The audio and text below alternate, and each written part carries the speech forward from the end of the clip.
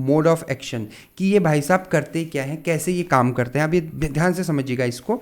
देखिए ये आपका बैक्टीरिया है, अब देखिए ये आपका क्या है, बैक्टीरिया है, और ये बैक्टीरिया बना है आपका इस सेल वॉल, ये बैक्टीरिया की जो सेल वॉल है इसमें छोटे छोटे चैनल्स पाए जाते हैं। ये क्या है, आपकी सेल वॉल है बैक्टीरिया की, और इन बैक्टीरिया की सेल वॉल में आपके छोटे छोटे चैनल्स पाए जाते हैं। इन चैनल को हम बोलते हैं पोरिन्स। क्या बोलते हैं, यहाँ पर मैं लिख देता हूँ पोरिन्स। ये जो छोटे छोटे हैं, ऐसे बहुत सारे होते हैं पोरिन, ठीक है। अब हमारा जो प्यारा सा कंपाउंड है अमाइनो ग्लाइकोसाइड, इसको हम मान लेते हैं ये है आपका अमाइनो ग्लाइकोसाइड। क्यूट सा बना देता हूँ थोड़ा, ठीक है। अब ये जो अमाइनो ग्लाइकोसाइड भाई साहब हैं, ये इन पोरिन चैनल के थ्रू एंटर करते हैं। कहाँ एंटर करते हैं, बैक्टीरिया के साइटोप्लाज्म में एंटर करते हैं, ठीक है। और जैसे ही ये साइटोप्लाज्म में एंटर करते हैं तो वहाँ ये राइबोसोम में जाके जो 30S राइबोसोनल सब यूनिट है उसके साथ जाके अटैच हो जाते हैं, ठीक है। अब ये 30S राइबोसोमल सब यूनिट करता क्या है, पहले मैं इसके बारे में आपको बता देता हूँ।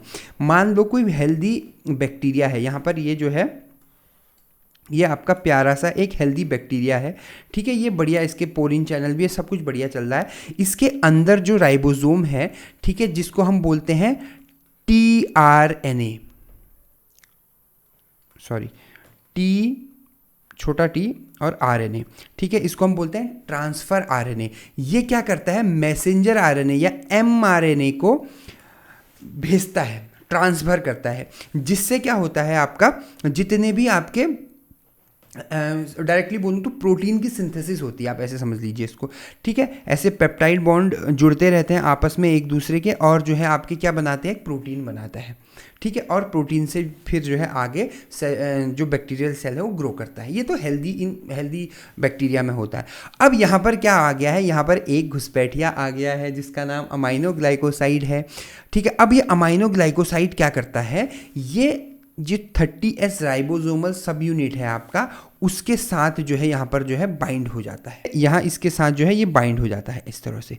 अब जैसे ही अमाइनो ग्लाइकोसाइड इसके साथ बाइंड हो गया, अब इसमें जो है 30S राइबोसोमल सब यूनिट तो है ही, ठीक है। अब ये अमाइनो ग्लाइकोसाइड भी इसमें साथ में बाइंड हो गया, तो ये क्या करता है आपका प्रोटीन को रप्चर करना शुरू कर देता है, मतलब प्रोटीन को बनने ही नहीं देता है। अब देखिए ये क्या करता है आपका tRNA को mRNA transfer RNA messenger RNA को जो है ट्रांसफर नहीं होने देता, ठीक है। जिसके वजह से जितने भी जो प्रोटीन है आपका वो क्या हो जाते हैं, डैमेज हो जाते हैं, और सेल की ग्रोथ क्या हो जाती है, इनहिबिट हो जाती है, और धीरे धीरे सेल की डेथ हो जाती है।